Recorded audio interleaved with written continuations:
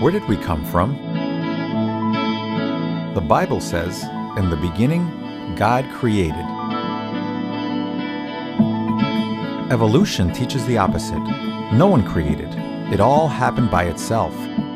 Which one is the truth?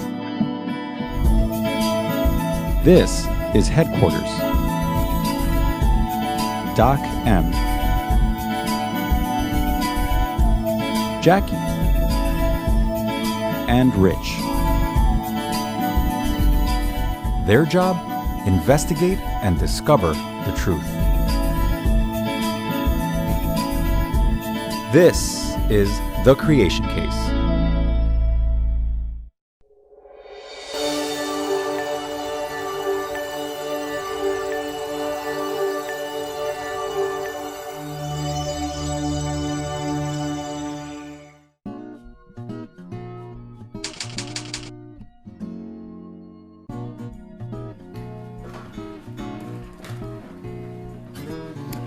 Hi, Jackie. You have some new plants. Yeah, this semester in school, we're learning about botany, including edible plants. Really? Oh, this one here, it's called Petroselinum crispum. Looks kind of like Or parsley. parsley. Yeah. I like parsley. You know, I forgot that one's name. Do you think I put it in this folder? Oh, here it is. Oh yeah, it's the poisonous visio plants. Yeah, you do not want to eat one of these. First, after you eat it, you can't feel your face. Then after that, you can't really control your tongue. And your vision goes a little blurry. And then your cheeks get all bloated. Yeah, not a pretty sight. It kind of like that.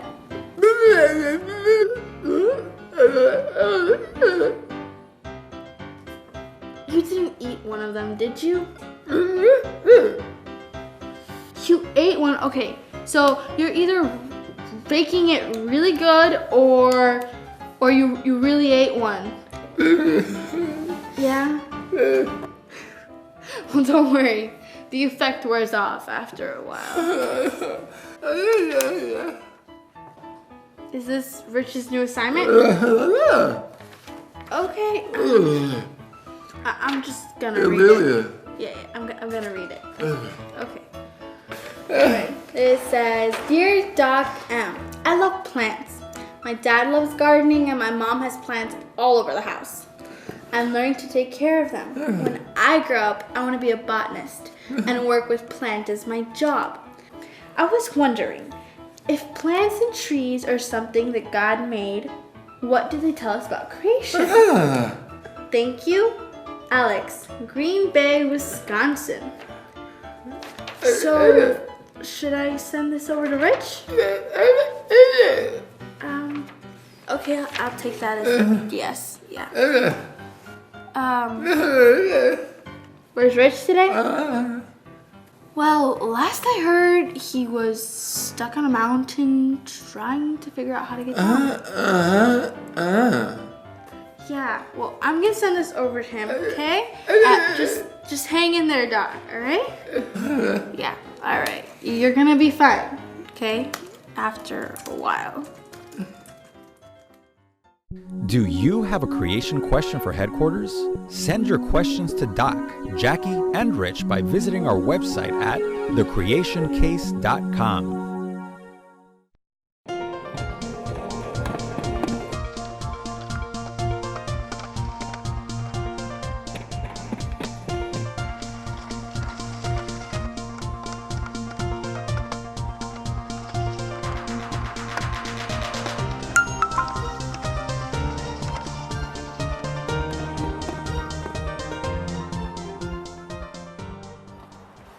What a fun way to come down off a mountain. All right, where's my phone? I think I got a message. It must be HQ with a new assignment. Let's check it out. Hi, Rich. I hope you figured out a way to get off that mountain you were telling me about. Oh yeah. We have your next assignment, and it's a little different. Interesting. We need you to investigate plants. Did she say plants? You heard me correctly, plants. We want to know if the world of botany, which of course is the study of plants, provides any evidence of creation. As usual, we look forward to getting your report. Oh, hold on a sec. Doc M wants to tell you something too.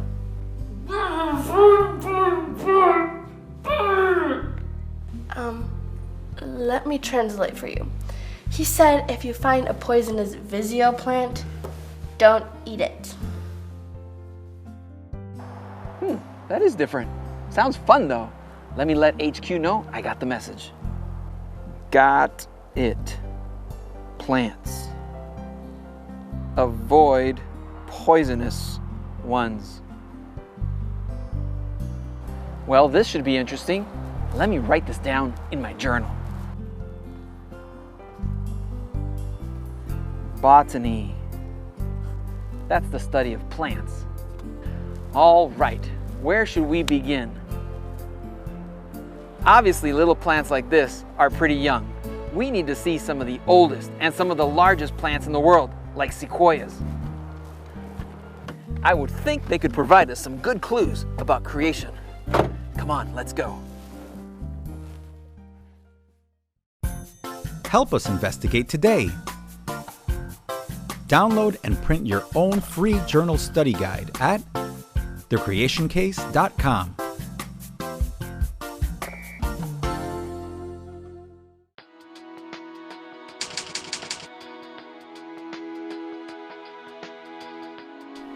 Giant sequoias are the largest trees on the planet. There's also the redwood trees that are not as massive, but actually grow taller than the sequoias. Both grow here in California. Sequoias only grow in high elevations, usually between 4,000 and 7,000 feet above sea level. The first time you walk up to one of these giants, it's pretty impressive. The tallest sequoias can reach almost 300 feet tall, and the tallest redwoods almost 400 feet tall. Whoa!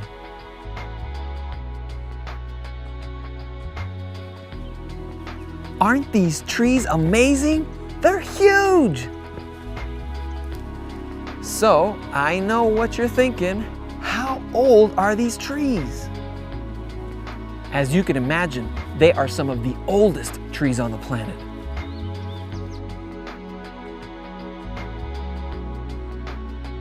Scientists here who study these trees have estimated that the trees here are over 3,000 years old. That means these trees were here before the Declaration of Independence was written, before the Pilgrims landed, even before Christopher Columbus sailed across the Atlantic to the New World.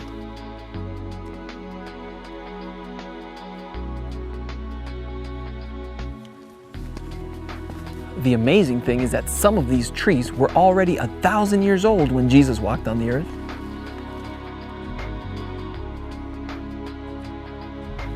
You know, as long as these trees are alive, they keep on growing.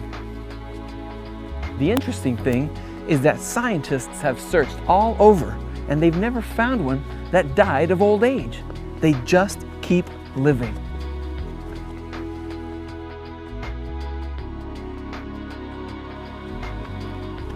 The oldest sequoia that we know about is about 3,000 years old, and it's still growing. Whoa, check out this one. I think I'm gonna sketch this one. I think I'm gonna get a little bit higher to get a better angle so I can sketch. You know, scientists say there's no reason to believe they couldn't live another 3,000 years or more. If that's so, then why don't we find some really old trees? Or at least clues of old trees that lived a long time ago. Calculations from the Bible tell us that the flood was a few thousand years ago. If that's true, then we wouldn't find trees that are more than a few thousand years old living today. Even though scientists say that these trees should be able to live for even tens of thousands of years, we don't find trees with nearly that amount of tree rings. These are pretty old trees, but they're not the oldest trees on the planet. That honor goes to the bristlecone pine. It's getting late, and the place that we're gonna go check out bristlecone pine trees is in Colorado. We gotta get back to the Jeep, come on.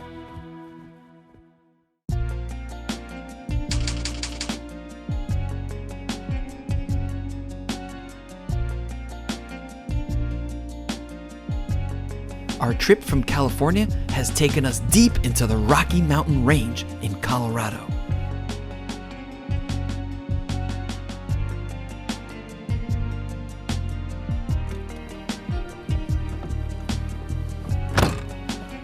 Well, we are at 11,500 feet. We're getting close, come on. We're gonna have to hike in a little ways to get to the place where the bristlecone pines are growing. It's amazing that these trees only grow at such high elevations like this and in such harsh conditions. Even in the middle of the summer, there's still snow on the ground up here.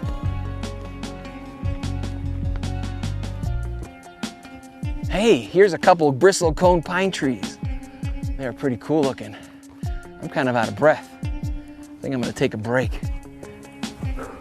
Notice the twisting trunks of these trees. They twist like that, and that actually gives them a stronger foundation. The trees here in this grove are only about 1,600 years old. That sounds like a lot, but it's actually not very old compared to the oldest ones that we know of, which are about 4,500 years old. Just like the sequoias, scientists believe that these trees can also keep growing for thousands of more years. If these trees can grow for thousands and thousands of years, why then are the oldest ones we find only 4,500 years old? So why don't we find older dead ones that used to live before them? I'm gonna write this in my journal. There are scientists that claim some trees are much older, but I've never heard of trees found with tens of thousands of rings. Bristlecone pines seem to grow forever, but aren't found more than a few thousand years old. It's like plant life suddenly started on this planet about 4,500 years ago. That's only a few thousand years ago. That's around the time of the flood. Interesting. Wow. Look at all these bristlecone pine trees. Beautiful. Amazing.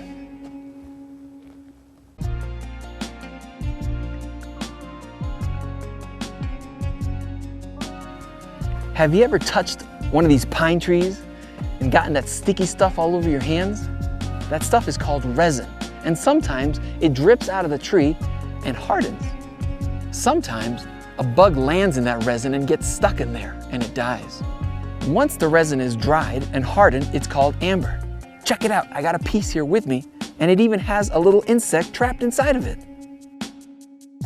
According to the theory of evolution, they say some of these insects have been buried inside amber for 100 million years.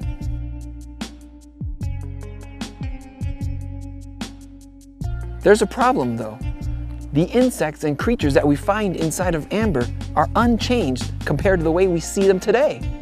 After 100 million years, it doesn't look like anything has changed with these bugs. And after all, reptiles supposedly changed into mammals in 100 million years, but nothing changed here? Take your typical ant. We find them in amber all the time, but after 100 million years, they still haven't changed. Ants are still ants. Think about it. We're probably talking about 500 million generations of ants and no change. Maybe 100 million years didn't go by. Maybe God created ants only a few thousand years ago, and they're still ants today.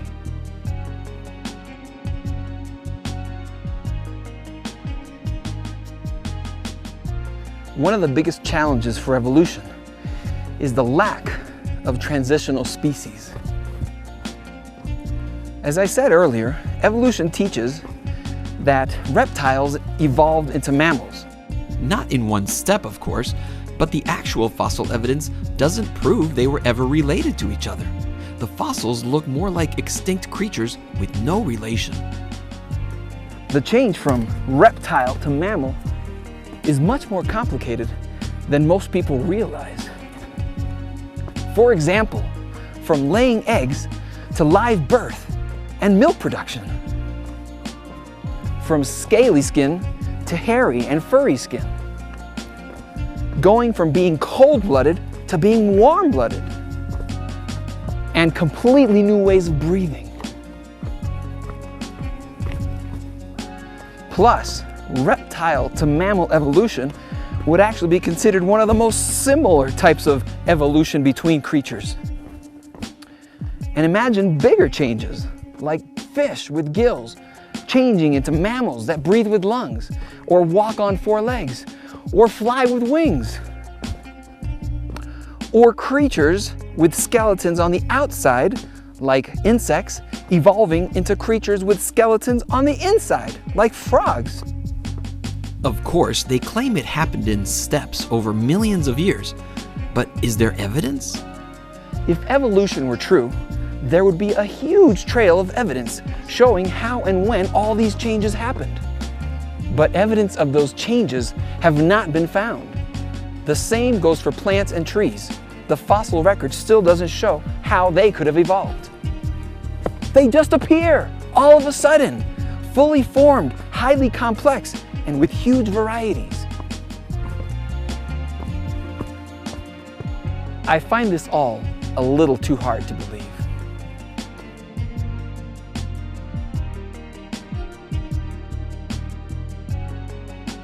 As we dig around for evidence in botany, we need to go visit a place with a high concentration of biomass. That's living things. We need to go to a rainforest.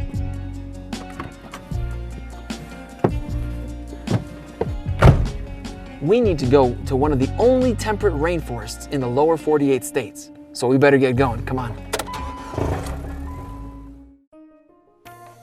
Hi everyone, it's Doc M here at HQ. Today here at HQ we have several investigations going on. It's crazy. One of them has to do with our world's population. You know, every 10 years, the United States counts how many people are living here. It's called a census. Remember, when Jesus was born, Joseph and Mary had to go back to Bethlehem on little donkey so they could be counted in the census. The interesting thing about a census is that they show us the amount of people on the planet is growing. Every day there's more and more people in the world. All around the world, more and more.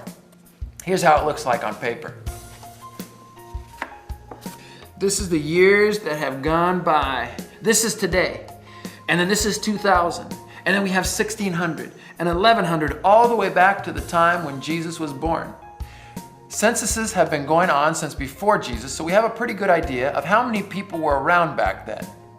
This line here on the side shows how many billion people there are on Earth. It goes all the way up to 7 billion, and that's about where we are today. So I'm going to take my marker. So let's put a dot. Today, 2000. How about 1800?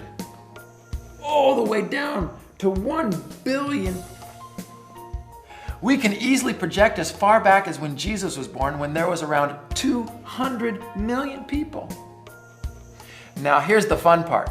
Maybe you've already done this in math class and you're a great mathematician. But we can draw a line between the dots to show how the population has increased over the last 2,000 years.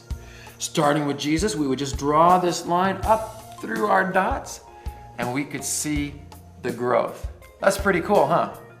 Here's the great part though. Even if we don't have a census from too far before Jesus was born, we can follow this line backwards down to 0 people by just doing a little math. By using some math calculations and known growth rates, the lines run down to only a few people. Let's do it. Here we go. Jesus, going back, going back, going back, going back, going back, going back. All the way to the flood, when there were only 8 people that made it on the ark alive. You remember the story of Noah? Yeah, it's a great story. Now wait a second. Evolution teaches that people have been around for way longer than 5,000 years. The problem is that the curve we just made shows it's not possible that people were around 1 million years ago. If people were around that long ago, you know how many people would be on our planet by now if we follow this curve? Here's how many. 1 billion, trillion, killion, cillion, nillion. I know that's a big number. I don't even know how to say it. It's 1 with 2,000 zeros behind it. Let's try. 2, 3, 4, 5, 6, 7, 8, 9, 10, 11, 12, 13. Oh, I'm already tired. And we have a lot of zeros to go. Clearly, there are not that many people on our planet Earth right now. Yeah, estimates like these will never give us fully accurate numbers. But it sure seems strange that humans would be around for hundreds of thousands of years. Then suddenly, only a few thousand years ago, they started building cities and developing agriculture. Yet again, this is why I believe God is my creator. Hey everyone, it's me, Rich Aguilera. I'd love to see you at one of our live events. To see where I'll be speaking, visit our website, thecreationcase.com.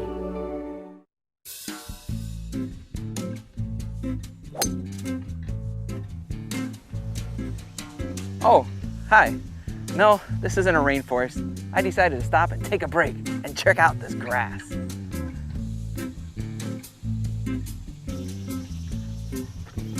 I think the nicest grasses are found at a golf course. I mean, look at this stuff. I could take a nap in it.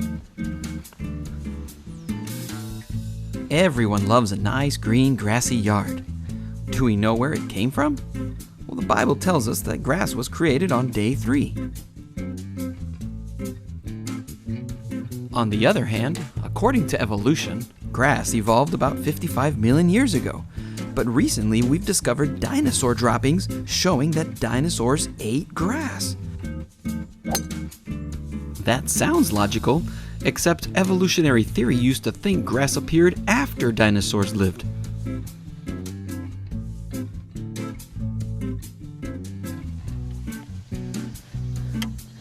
Scientists have actually found many different varieties of grass in dinosaur droppings.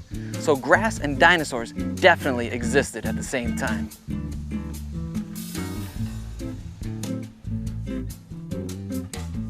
Yeah, that's definitely a problem. Dinosaurs eating grass when grass supposedly hasn't evolved yet?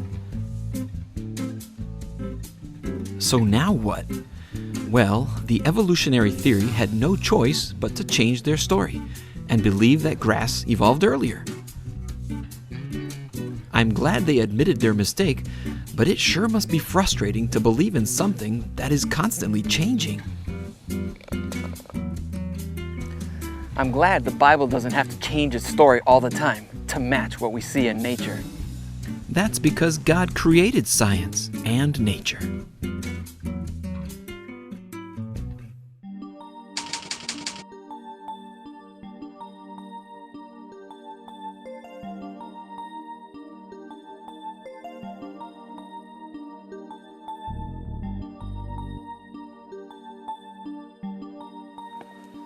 Welcome to one of the only temperate rainforests in all of the lower 48 states. Come on, let's check this out. A temperate rainforest is one of the places on Earth with the highest concentration of biomass.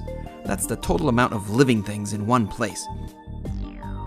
A temperate rainforest is also a place that gets a lot of rainfall, but the weather remains pretty cool most of the year. Check out all these trees and plants here. And look at that one over there. It's growing on top of a tree, not in the ground. Mosses, ferns, lichen, these plants are called epiphytes, plants that grow on top of other plants. It's interesting to see two plants like this living together. It reminds me of symbiotic relationships we find in nature. That's when two organisms rely on each other for survival. For example, flowers make nectar that attracts bees. Both the flower and the bee have the perfect shape so that the bee can reach the nectar, while at the same time a bunch of pollen is rubbed onto the bee's body. Actually, I have a close-up picture of a bee here on my phone. While this bumblebee is collecting nectar to make their own special honey, it's also carrying around a bunch of pollen. The bee gets the nectar that it needs to make honey, and the flower gets its pollen moved around so it can keep on growing.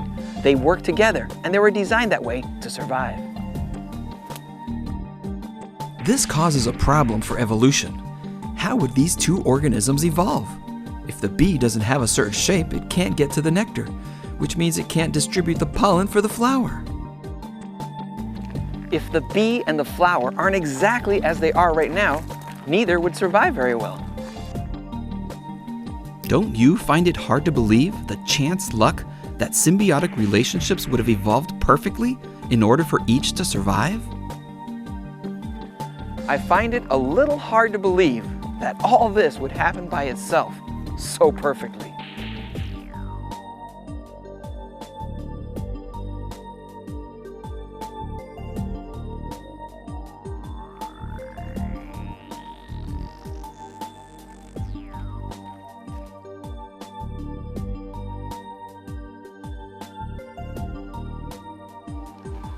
Plants and rock layers actually create a problem for evolution.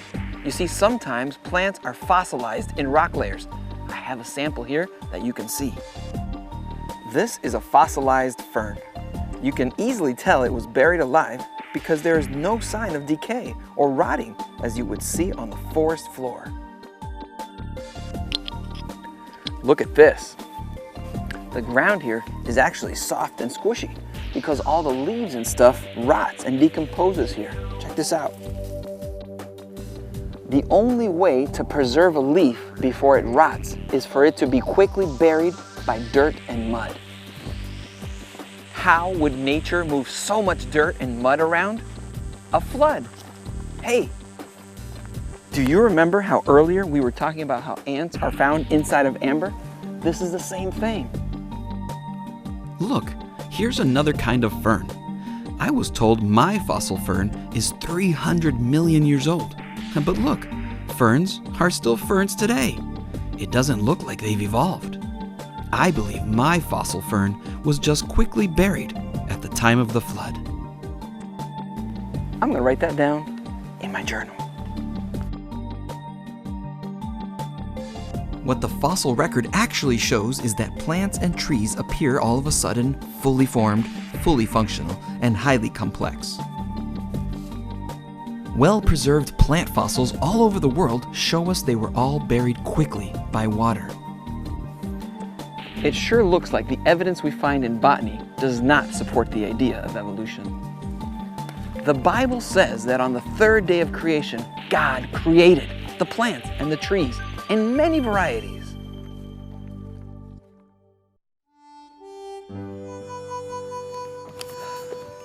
Wow, I'm still amazed at how big those trees are. If you're a bird that is afraid of heights, you'll definitely want to find a different tree to nest in. You know, I never thought how trees and plants could provide so much evidence about when God created the world. I'm glad that God left us a bunch of clues to help us understand about the past. Well, I need to finish up my report and send it to HQ. And remember, if you want to read it, just go to our website. The Bible tells us, after the flood, trees and plants started growing again. The fossil record shows plants appeared all of a sudden, fully formed. Bristlecone pines seem to be able to live very long lives, but we don't find plants that are so old that they don't fit with the biblical account. Fossilized plants all over the world show us they were quickly buried by water. I'm amazed that some of these trees out there seem to live forever. You know, in the beginning, when God created humans, He made them perfect. He breathed life into us so that we could live forever. It's like His breath equals life. Unfortunately, sin messed things up and brought death to the world. Without God, sin and death take over. With God, we have a life full of peace and joy. Choose to breathe in God every day. The good news is that God wants to make us perfect again.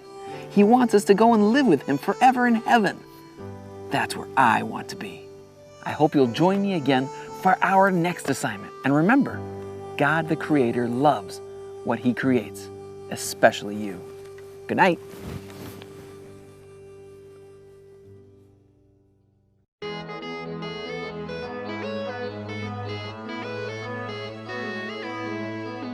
Hold on, don't leave yet. We've got bloopers.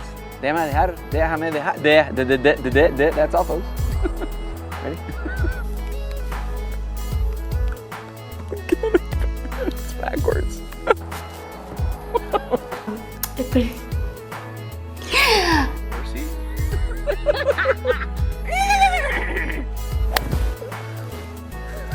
It's stuck in there, and it. What does it do? It does. It does. This isn't a rainforest, but there's a car coming, and it's very noisy. Get it open. Interesting.